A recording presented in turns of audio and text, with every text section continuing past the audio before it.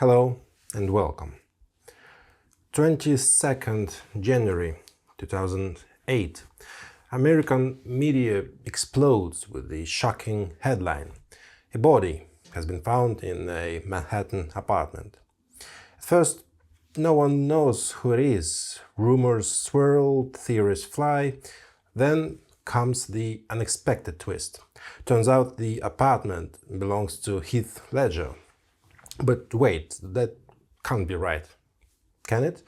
Just 3 days earlier, he was spotted on the set of the Imaginarium of Dr. Parnassus, and at the same time, Christopher Nolan was deep into editing The Dark Knight, where Heath had delivered a jaw-dropping performance. The film premiere was just around the corner. The world wasn't ready to believe it. We all waited for someone to say it's a mistake, he's fine. But that moment never came. Instead, the headlines kept piling up, and then the one no one wanted to read appeared. Heath Ledger is dead. Today we dive into the story of one of the most unforgettable actors of his generation. This is the story of Heath Ledger, the man who didn't just play the Joker, he became him. And some say it cost him everything. Unlike icons like Kurt Cobain or Tupac Shakur, Heath's beginnings were a world apart. His childhood, honestly, anyone would envy it. Sunny days, open space, a supportive family, it looked like he had it all. But here's the thing, just because you start with good cards doesn't mean the game is easy. Heath didn't ride on anyone's coattails. He carved his own path. And that's why he stood out. That's why he mattered. Let's rewind and start from the very beginning.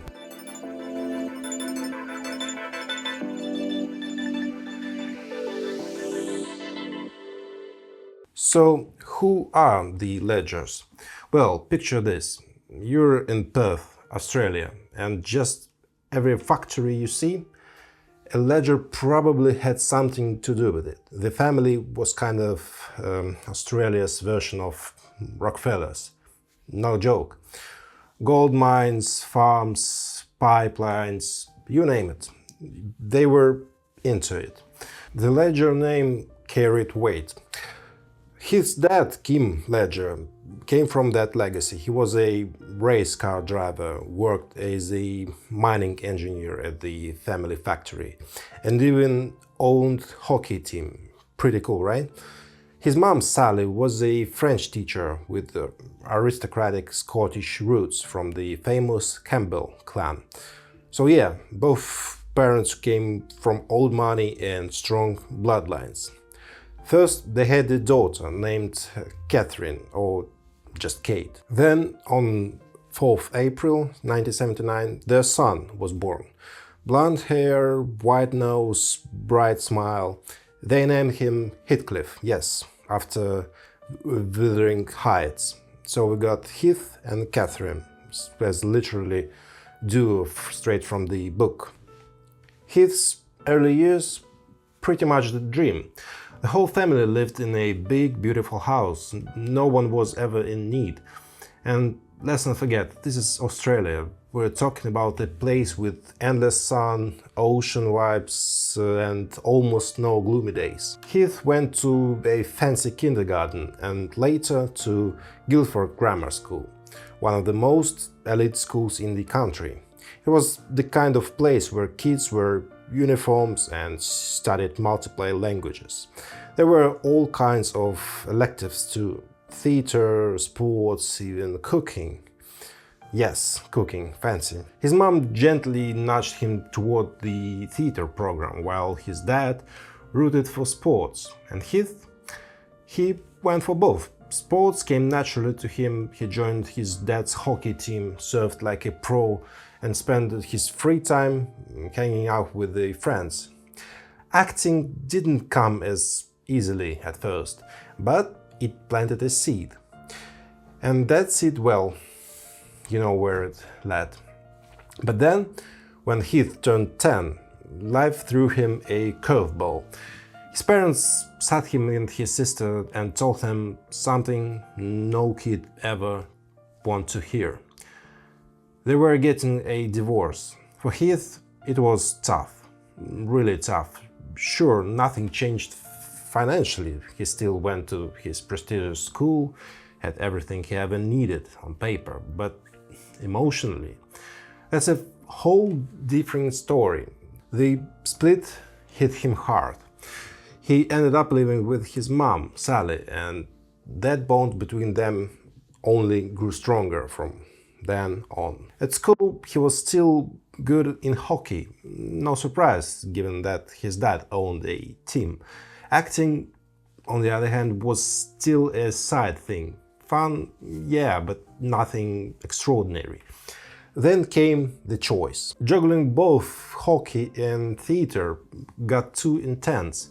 It was either the ice or the stage. And for a kid whose dad ran the hockey team, that was a big deal. But in a quiet, defining moment, Heath made his decision. He chose the stage. He chose his mother's world over his dad's. That was the first time he walked away from the obvious path, and it wouldn't be the last. From that point on, Heath went all in.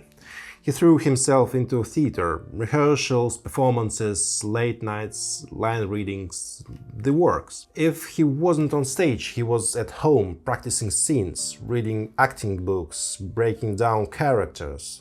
This wasn't just a hobby anymore, it became a mission.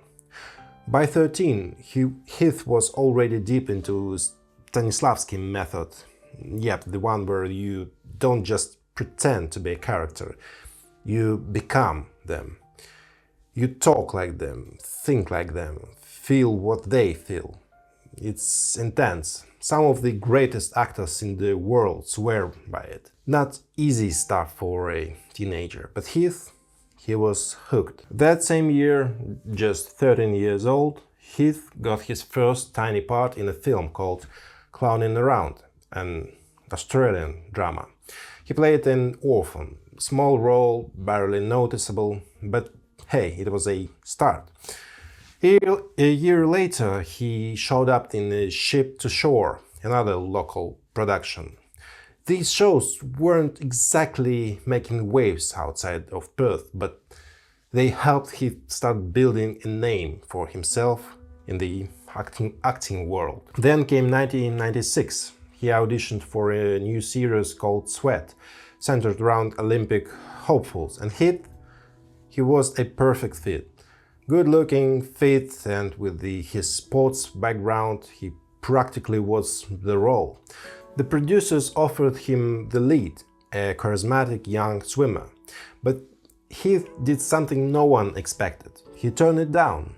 Yeah, instead of going for a classic heartthrob role, he shocked everyone by choosing to play a gay cyclist, a far more complex, nuanced character. When asked why, he said something that would become a theme throughout his career.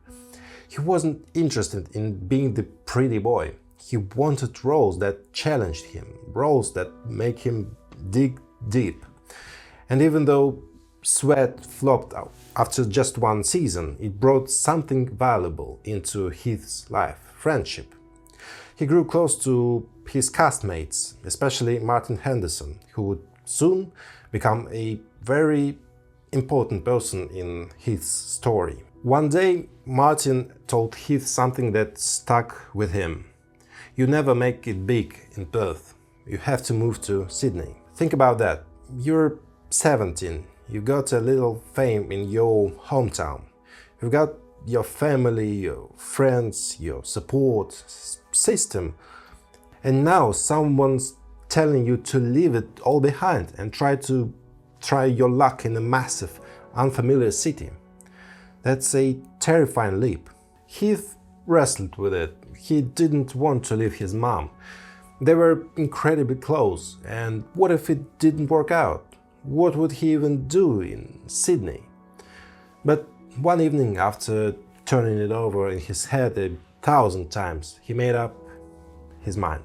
He woke up to his mom and told her, "I want to go to Sydney and I don't need help. I'll do it by my own." Sally could see how hard this was for him, but she also saw that look in his eyes, the one that said, "I need to try." So she gave him her blessing. And just like that, Heath was off to chase something bigger than comfort. So Heath packed up and moved to Sydney. He moved in with the Martin Henderson, the same friend who convinced him to take the leap. They shared a 2-story house right by the ocean. Pretty soon, one of Heath's childhood buddies joined them, and boom, 3 young guys living under one roof by the beach in one of the prettiest cities in Australia. You can imagine the energy in that house. Their days followed a pretty dreamy rhythm. Heath would be up at 6 a.m. sharp, no alarm clock needed, and he grabbed his surfboard and head out to catch the early waves. They quickly became local legends, tanned, athletic, always smiling, and the girls noticed, especially Heath. Days were filled with surfing parties, flirting, long beach hangs, and well, let's just say their cigarettes weren't always just tobacco. It was the ultimate young and free lifestyle. Some of them even settled into relationships, but Heath?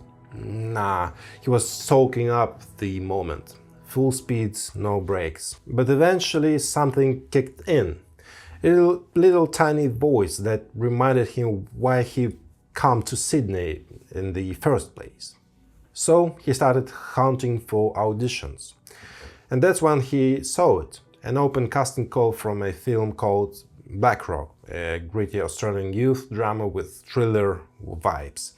Heath didn't waste a second. He signed up, auditioned, and landed the part. His role? One of 4 rapists. Not exactly feel-good debut, but it was bold. And Heath was never afraid of bold. He was on screen for only about 5 or 6 minutes, but guess what? That was enough. People took notice. Casting directors started calling. Slowly but surely, Heath was becoming a rising star, at least within Australia. And for him, it was never about the money. He wasn't making much yet anyway. What mattered was the work, the craft. Every role was a challenge, a new character to dive into. He even bought a little handheld camera, started filming himself, creating characters, talking to the lens that like it was a scene partner. Then he would watch the footage back, trying to catch every detail, every movement, every expression. It was like he was directing himself. And he loved it. His friends were proud, his family was proud, but he wasn't satisfied. Not yet. Then came Roar. It was 1997 and Universal decided to launch a fantasy adventure series. It was about Celtic chieftain's son rises to unite the tribes and to battle Roman invaders and demons. Yeah, demons too. Classic late 90s TV energy. The show was called Roar and Heath, just 18 years old, landed the lead role, Connor. Heath went all in, trained like crazy, bulked up, studied the role inside and out. He wanted to feel like a warrior, not just to look like one. And it paid off. One of his co-stars was Lisa Zane, an experienced Hollywood actress who worked alongside with names like Colin Firth. He was 36, he was 18, but something clicked. At first it was subtle, just a connection. Then came the first kiss, and suddenly they were just together. Age didn't matter. Public opinion? Come on. They were in their own world. Heath would light up when he was with her. They went on dates, danced, traveled, but still kept separate homes.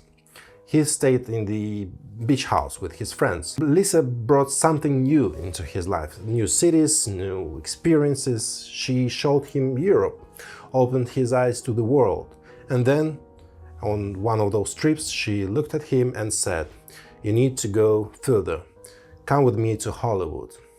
That hit different. Los Angeles was a whole other level. Far from Perth, far from Sydney, far from anything familiar. And for someone as close to his family as Heath was, it wasn't an easy choice. But Lisa, she believed in him. She saw what he could become. And Heath, he believed in her too. So, once again, he packed up his life, took a deep breath, and this time he set his sights on Hollywood. At some point, Heath walked into his lovely house where he lived with his friends and said, "It's time." He was moving out. He and Lisa were ready to take the next step. They found a place together and started living as a couple. Real domestic life, waking up side by side, making breakfast, heading off to meetings and auditions, and then falling asleep in the same bed at night. It was a new chapter, and Lisa, she gave Heath something that would change his life forever. Seriously, this might be the reason why we ever even heard of name Heath Ledger. You see, Lisa wasn't just older, she was wiser, more experienced, and she understood the Hollywood game. She knew exactly what a young actor needed to stand a chance in this town. A powerhouse agent, not just someone to answer calls, someone to flirt with you, land roles, negotiate contracts, open the right doors. So she made it happen. She helped Heath sign the Creative Artist Agency, CAA, one of the top agencies in Hollywood, the kind of place that reps media stars, and CAA didn't hesitate. They saw something in Heath and brought him on board. That's how Steve Alexander entered the picture. Steve became Heath's agent and would remain his only agent for the rest of his life. No switching, no second thoughts, just loyalty. That's rare in Hollywood. One day Steve called Heath and told him, "There's something I want you to audition for. If you land it, things are gonna take off." Heath asked, "What kind of project is it?" "A teen movie," Steve said, "but not your average teen movie. It's based on Shakespeare, with a modern spin. The film called 10 Things I Hate About You." He took the script home and dove in.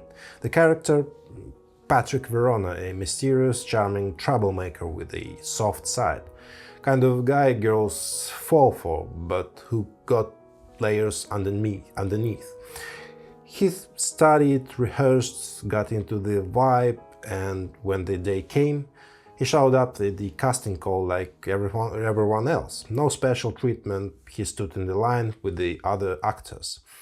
Then his name was called. He walked into the room, faced a table full of producers, casting directors, and director Jill Junger, and started reading. And right then, within minutes, the room shifted.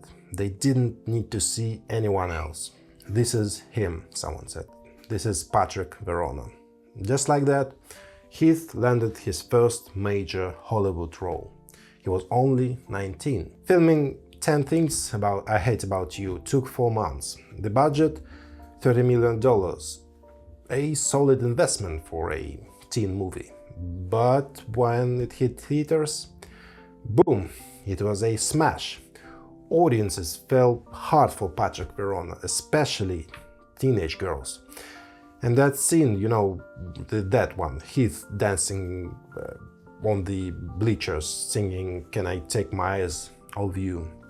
It just became classic, iconic. The studio was thrilled. Steve, his agent, was ecstatic. Heath, at first, yeah, he was proud. It felt like everything was lining up. His dream was becoming real. But then, things started to twist. Heath's face was everywhere. Billboard after billboard, this smile looking down from every corner of LA, New York, Chicago.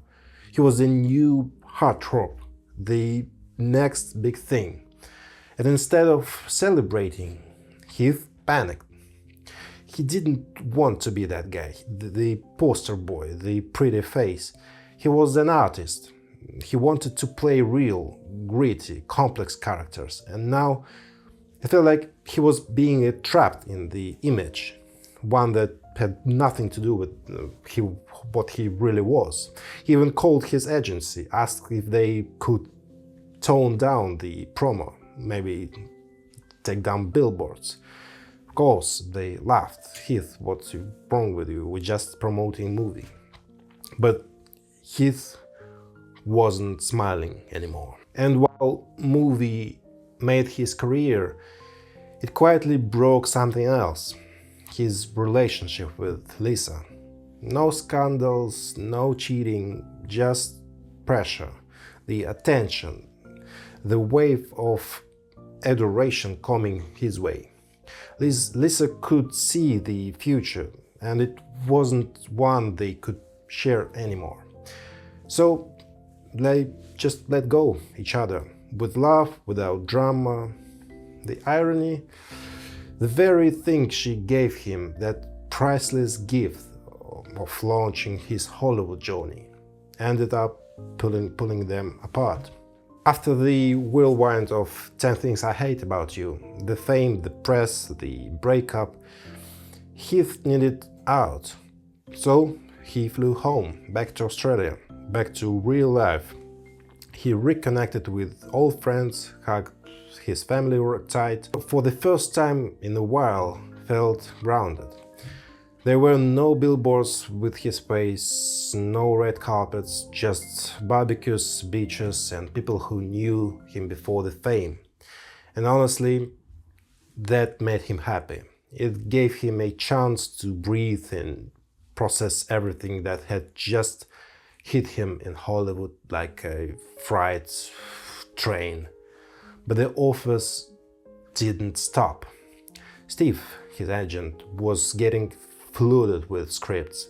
Hollywood had seen Heath as a perfect heartthrob, and they wanted more of that. Same type of characters, just new names and different high schools. But Heath, he wasn't interested. He turned down the roles. Steve tossed other aside without a second glance.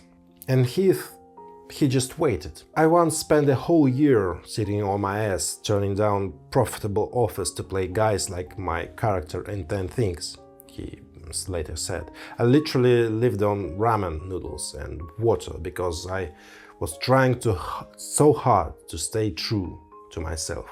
It was really hard. They were offering me a lot of money. I couldn't just said, fine, at least I'll have money for food. But he didn't. He held out. He trusted something better would come. Then, in 1999, Heath's phone rang. It was Steve, and his voice just said everything. Heath, you need to come back right now. Heath didn't hesitate. He packed his bags and flew straight to LA. Something big was waiting. When he got to CAA office, Steve dropped the news. Roland freaking Emmerich, wanted Heath to audition for his new film, The Patriot. This was huge. Emmerich was the guy behind Independence Day, Godzilla, Universal Soldier, blockbuster royalty. And not only that, Mel Gibson was starring, one of his heroes. And Heath, he was up for the role of Gibson's son. Heath ran home with the script, looked himself in and dove into the role like a man possessed. He read, studied, rehearsed, barely slept. He wanted this so badly, it hurt. Then the audition day came. He walked into the room and there was Emmerich, sitting right there. Heath started his scene and it just didn't work. He froze. Lines got tangled, emotions fell flat. It was like everything he'd prepared suddenly slipped away. And when it was over, Heath walked out crashed. He knew he'd blown it. Why didn't it happen? No one knows for sure. Maybe it was nerves, maybe the pressure of meeting Emmerich and living up to Mel Gibson's level was too much. Maybe he just overworked himself. But whatever it was, the audition was a bust. Or so it seems. But Roland Emmerich wasn't done. Instead of crossing Heath off the list, he gave him another shot. Take a day or two, clear your head, come back. And Heath did. He walked back into that room, faced Emmerich again, and this time he nailed it. Everything clicked. The fire, the emotion, the character, it was all there. There was no question now. Heath was Gabriel Martin, the son of Mel Gibson's character. He got the part. By September 1999, shooting began. The set was massive. Sprawling fields, costumes, fiery battle scenes, cannons, horses, you name it. 110 million in budget. Hundreds of extras. And in the middle of all of that, Mel Gibson and Heath Ledger. Everything seemed perfect until all doubts crept back in. On set, Heath started sleeping again. The same pressure he had felt at the audition came rushing back. Scenes with Gibson weren't landing the way they should. Takes piled up, and Heath started to close off, to shrink inside himself. People on set noticed, but here's the twist. Mel Gibson did too, and instead of losing patience, he pulled Heath aside. He took him to his trailer and just talked. They sat together for a long time. Mel told him stories about growing up, about the early days of acting, about being Australian in Hollywood. He looked Heath in his eyes and reminded him that underneath the cameras, the fame, the noise, there were just people. And then he said something simple but powerful. Stop overthinking, just be, let it go. After that, heart to heart in Mel Gibson's trailer, something shifted. They walked back onto set, and when the cameras rolled, Heath delivered. Every single scene. He was focused, confident, fully in it. Whatever had been holding him back was gone. Roland Emmerich had zero complaints. In fact, he was thrilled. The on-screen chemistry between Mel and Heath was electric. They weren't just acting, they were father and son, and something real blossomed off-screen too. From that moment on, Mel became more than a mentor. He became the true friend. When the film wrapped, he even invited Heath onto his private jet for a vacation. No cameras, no press, just two guys decompressing after a massive production. And the Patriot, it was a blockbuster. The film crushed it at the box office, and just like that, Heath leveled up. His name was everywhere, and Steve, his ever-loyal agent, was suddenly juggling a pile of scripts. Everyone wanted a piece of Heath Ledger. The next project they picked was A Knight's Tale, a bold, weird and totally original movie that mixed medieval jostling with the modern music and humor. Sounds strange? It was, but it worked. Heath played William Thatcher, a peasant who fakes his noble lineage to compete in jousting tournaments and win the heart of the woman. But it wasn't just about love or action. The film let Heath show his range. He danced, he sang, he rode horses. He owned every scene, every smirk, every stumble, every sword strike. He threw himself into it like he always did. He trained for the physical stuff, but also made sure the emotions underneath were real. He became William. The marketing campaign was massive. Trailers was on every screen. TV appearances, late night interviews, magazines, spreads. He was everywhere. And the crowds? Insane. Screaming fans gathered outside theaters. On premiere night, a huge banner with his face stretched across the theater front, smiling, glowing, larger than life. And that's when it happened again. The crowd was cheering, flashbulbs were popping, everyone was celebrating. Except Heath. He looked up at that massive version of himself, that grinning, perfect billboard, and something inside him twisted. It felt like he was being swallowed by that image, boxed in again as the pretty boy. He bolted. Heath disappeared inside the theater, locked himself in a bathroom stall, and just sat there, trying to breathe. No cameras, no fans, just him, alone, trying to calm the storm. The producers panicked, no one could find him, but eventually Heath came out, washed his face, straightened his jacket and walked on stage. He stood under a spotlight in front of a massive screen with his own smiling face behind him. But he never turned around to look at it. Despite the internal battles, A Knight's Tale was a hit. 56 million in the United States, 60 million more worldwide. So total $111 million. With the budget, 65. Huge success, and that was it. Heath Ledger wasn't just rising anymore. He was a Hollywood star. Then Steve called. Heath, he said, this offer will blow your mind. It was a superhero movie. No, the superhero movie. Spider-Man.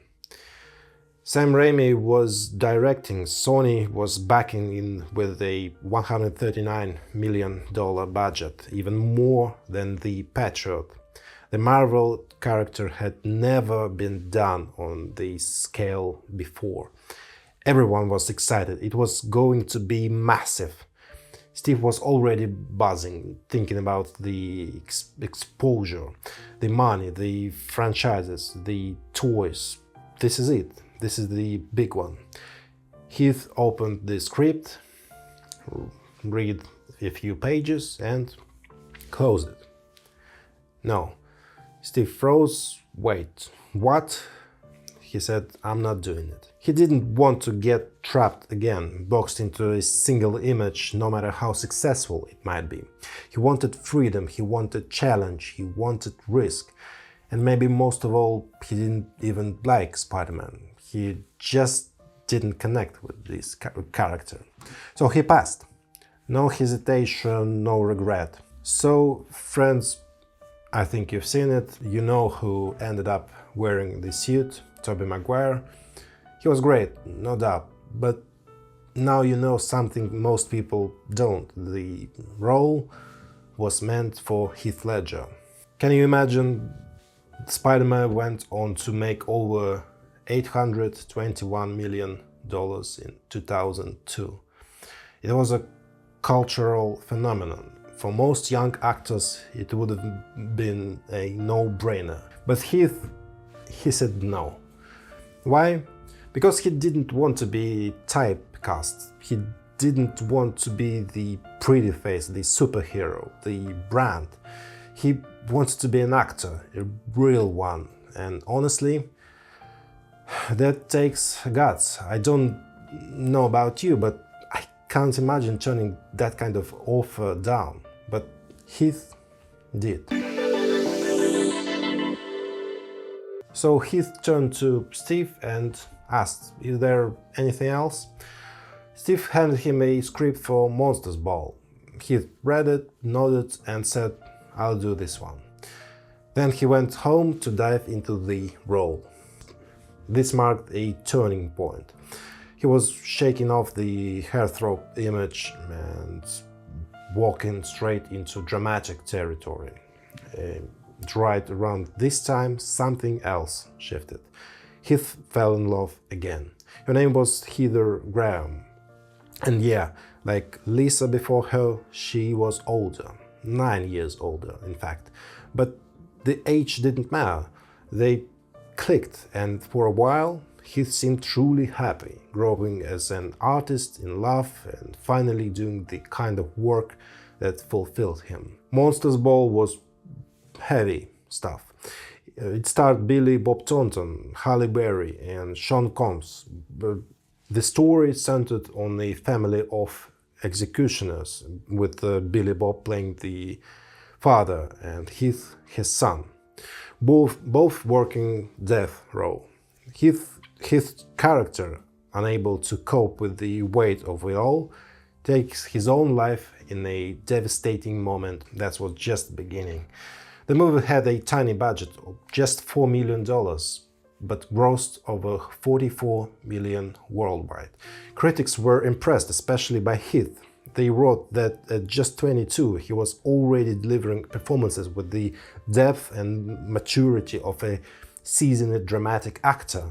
He'd made the right call, turning down Spider-Man.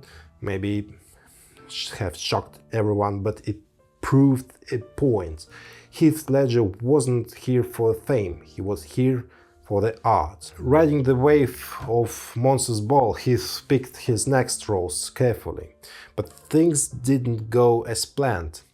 His next 3 films, The Forefathers, Ned Kelly and The Order, flopped. One after other. Critics were lukewarm, but box office numbers disappointing. It wasn't always his fault. Marketing issues, weak scripts, poor direction, but Heath didn't care about the excuses. He blamed himself. He thought he hadn't delivered, that he wasn't good enough. He didn't consider the bigger picture, the fact that competing blockbusters might be the answer why they flopped. To make things harder, the press digged in onto his personal life instead of his work. During the filming of Ned Kelly, he began a relationship with actress Naomi Watts. And from that moment on, the paparazzi followed him everywhere. The coverage was all about who's he's dating, never about the work he was so passionate about. It got to be too much, so Heath stepped away. He needed space, time to breathe, time to feel again.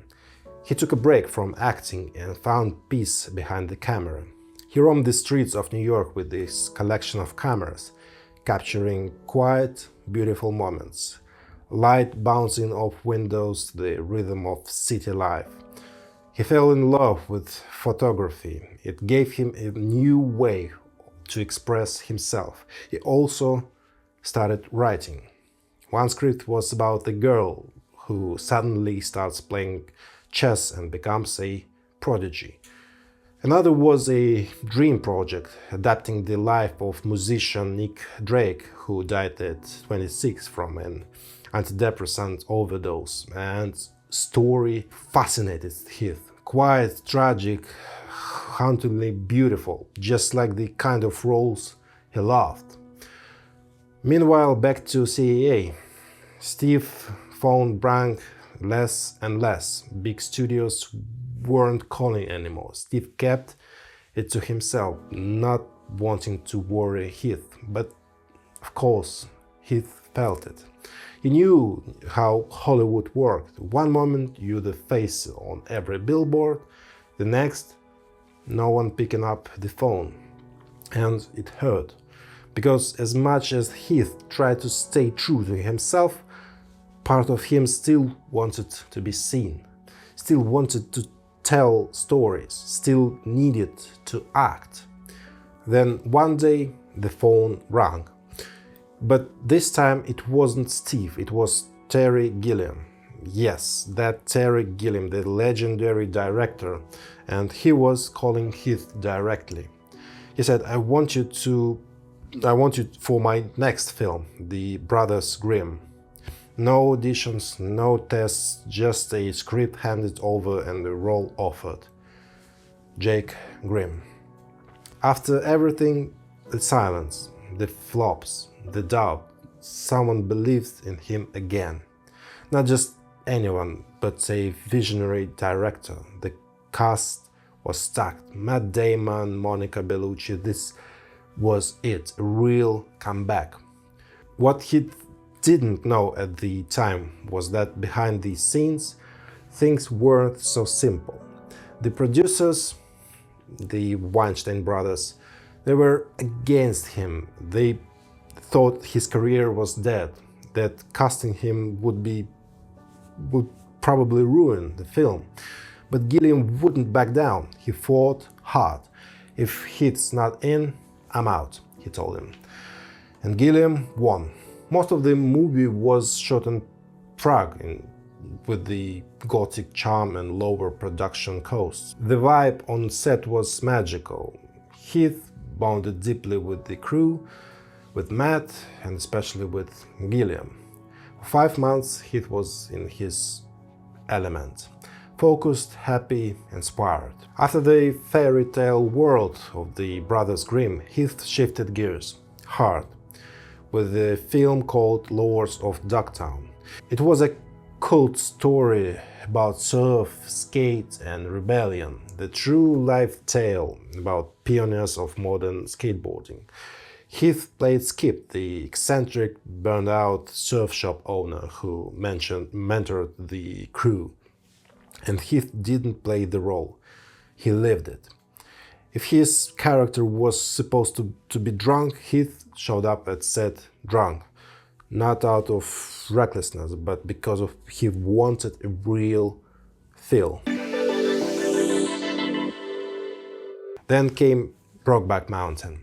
The moment he read the script, based on a novel, Heath felt the weight of it.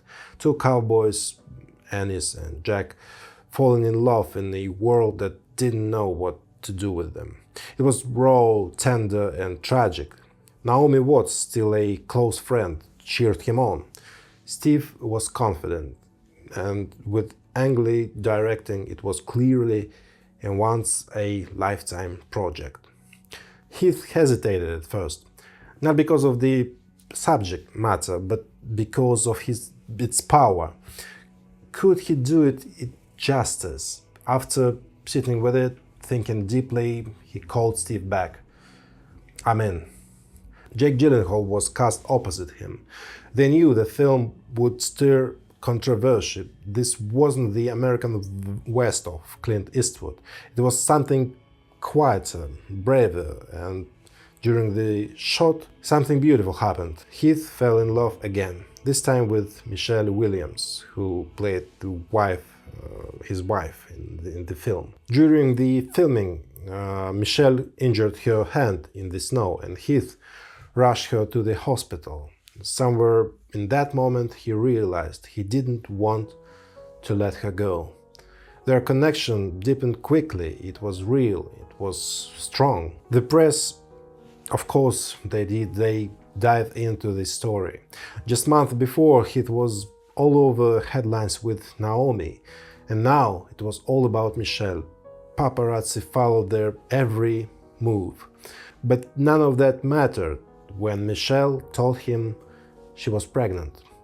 They were overjoyed, especially Heath. He was going to be a dad. Wanting to protect Michelle and their future child, Heath whisked her away to Australia. They bought a big house in Sydney and a room ready for baby. A fresh start, far from cameras. When the Brokeback Mountain premiered, it was explosive, and not just for the controversy. It broke box office records. The world was talking about it for its bravery, its humanity, and its emotional punch. Critics praised it. Audiences were moved, and words surrounded the film from day one. At the Venice Film Festival, Heath had not one but three film screenings: The Brothers Grimm, Brokeback Mountain, and Casanova. Heath Ledger was the star of the festival. That kind of spotlight, it almost never happens. Brokeback went on to receive 8 Oscar nominations. It won the Best Director and the Best Adapted Screenplay. Heath was nominated for Best Actor, but the statue went to Philip Seymour Hoffman for Capote. Jake won a BAFTA, and Heath, no bitterness, no jealousy, just quiet pride. Pride for Jake, pride for Ang, pride for a film that broke the mind, and opened hearts. 2005 was a landmark year for Heath Ledger, one filled with both joy and deep emotional strain. On October 28th, Heath and Michelle Williams welcomed their daughter into the world, Matilda Rose Ledger. Jake Gyllenhaal, Heath's close friend and Brokeback Mountain co-star, became her godfather. For Heath, holding Matilda for the first time changed everything. It was love in its purest form. Suddenly, he wasn't just an actor or a partner, he was a father. But being a father and a working actor wasn't easy. He was constantly flying back and forth between Sydney, where Michelle and Matilda were, and Hollywood, where projects kept calling. He just wrapped Candy, a raw Australian drama, and was taking on the role of Bob Dylan in I'm Not There. The pressure of switching between roles, flights and time zones wore him thin. Michelle saw it happening. She urged him to slow down, not just for her, but for Matilda.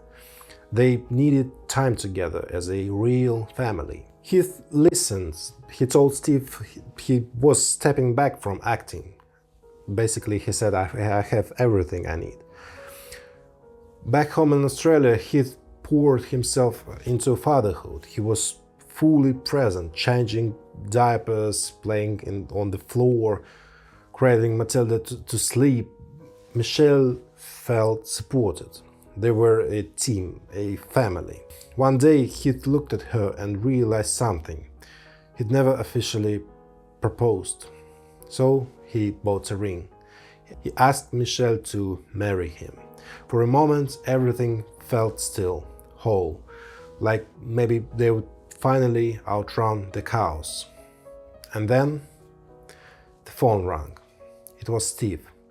There was a meeting Heath needed to take in Hollywood. Just a quick trip. Michelle reminded him, don't say yes to anything. He promised. No commitments, just a meeting. In LA, Heath sat down with Christopher Nolan. By then, Nolan had already rebooted the Batman franchise with Batman Begins, and it was a hit. Now he was planning to a sequel, The Dark Knight. The villain, the Joker, and Nolan wanted Heath. Heath knew what this role meant. The Joker wasn't just a villain, he was one of the cinema's most iconic, unpredictable and psychologically twisted character. It was the kind of role that could define or destroy an actor. They talked for hours. Heath asked questions, Nolan shared his vision. And by the end of that meeting, Heath shook his hand. He was in. Back in Sydney, he told Michelle. She was heartbroken. She knew what this meant. Another long separation, another descent into difficult, consuming role. She returned the engagement ring. We can't do this, not like this. They parted peacefully, but it broke Heath. Alone again, Heath left Australia. He flew to London and checked into a hotel, and then he disappeared. Not from the world, but into the role. Heath wasn't just going to play the Joker, he was going to become him. Using everything he learned about the Stanislavski Method, he shut out the world. Locked himself in his room for 30 days. No phone calls, no distractions, just him and the Joker. He worked tirelessly, crafting a voice, a laugh, a walk, a stare. He didn't want to echo Jack Nicholson's performance or anyone else. This Joker was going to be something entirely new, something unsettling, real.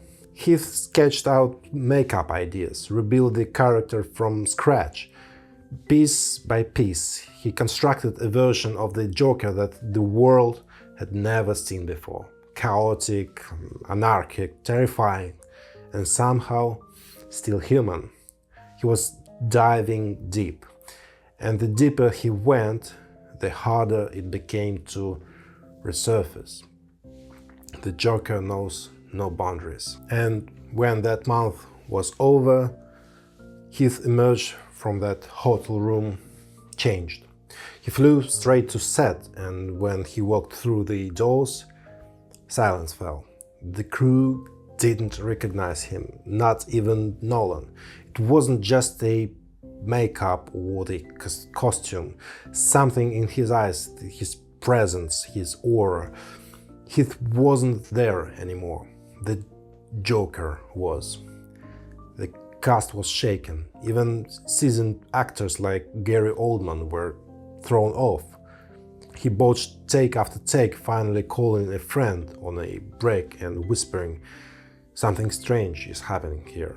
I've been doing this for years, but I've never seen anything like this. It's the greatest performance I've ever witnessed." It was raw, disturbing, completely unfiltered. During one scene, Heath injured his back, but he didn't stop. He pushed through the pain, finished the day, and just kept going. The pain never fully healed, so he relied on painkillers.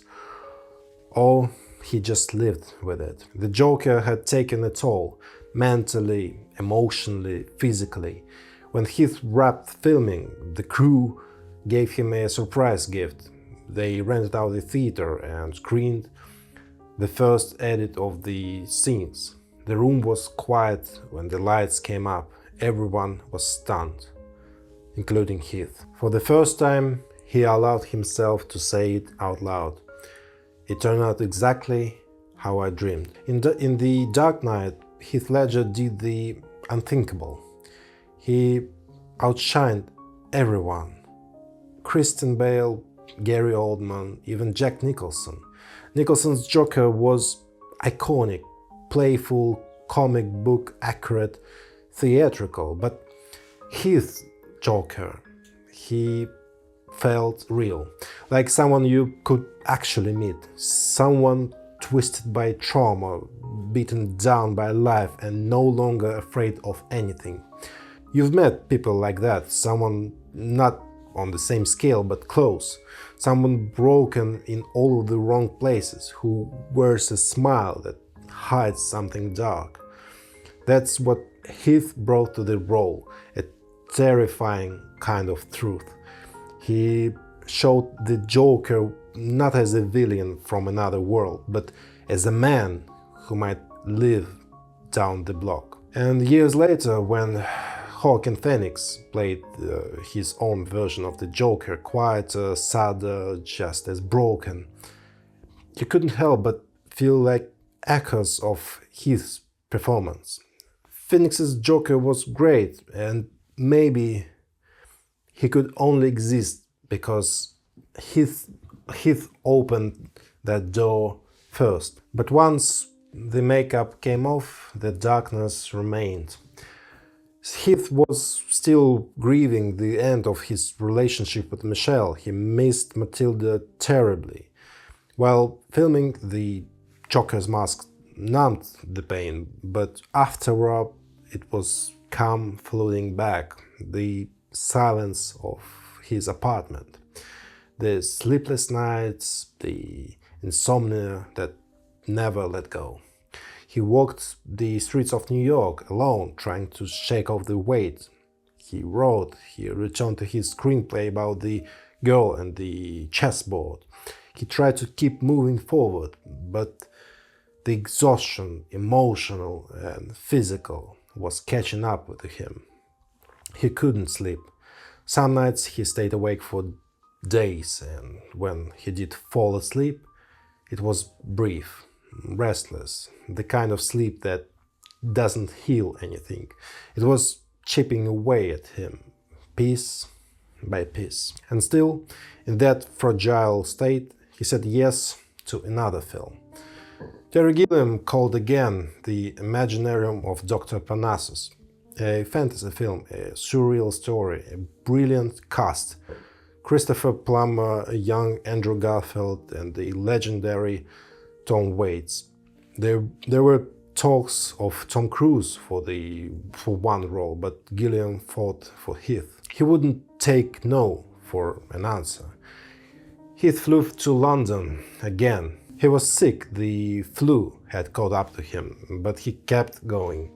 Pushed through every scene, another transformative performance, another character brought fully to life.